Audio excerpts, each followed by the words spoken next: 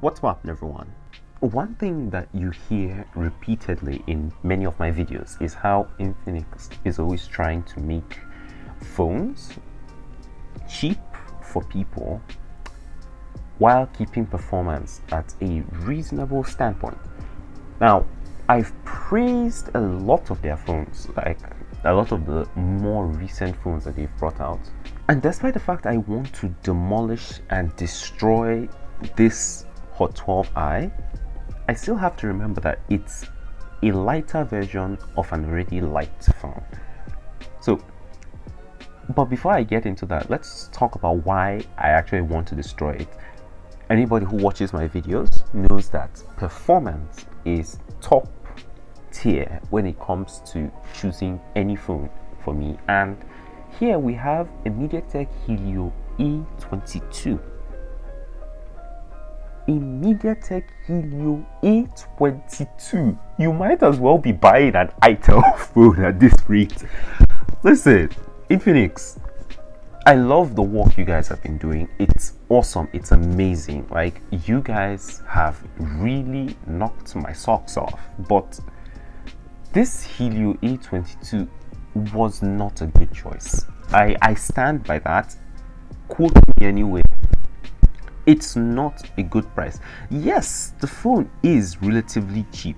Yes, the phone does come with some good specs. I mean, a 5000 mAh battery, a 13 megapixel camera that can record up to 1080p, a 6.6 inch IPS LCD screen. It comes with Android 11.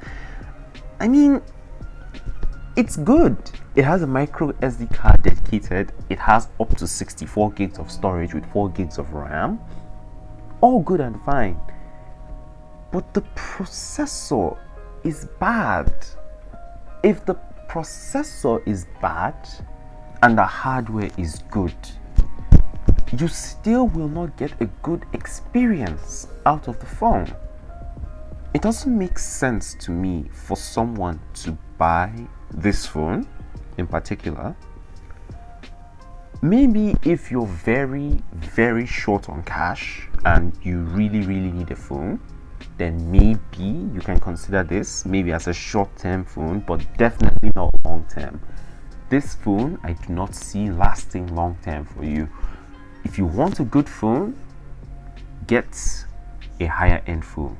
Save up money, get a higher-end phone. But let's not forget, aside from this little gripe I have with the processor, every other thing I see is fine. For the price range it's coming at, I am pretty impressed. Now, I do have other nitpicks apart from the processor, which is the design. Now, everybody knows that I never liked camera squares when they came out. But then I'm not complaining about this camera square. Let's leave the fact that it looks strikingly similar to other phones that I know. My issue is the cameras.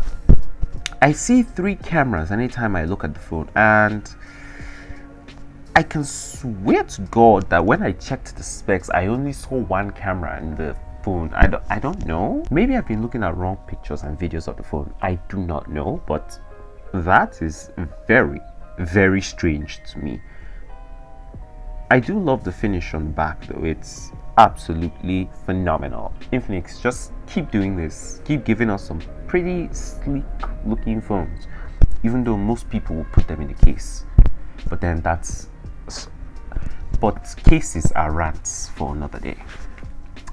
So my final verdict on this phone, like I've already said, if you are very short on cash and in desperate need of a phone, I would say go get yourself a Nokia Touch.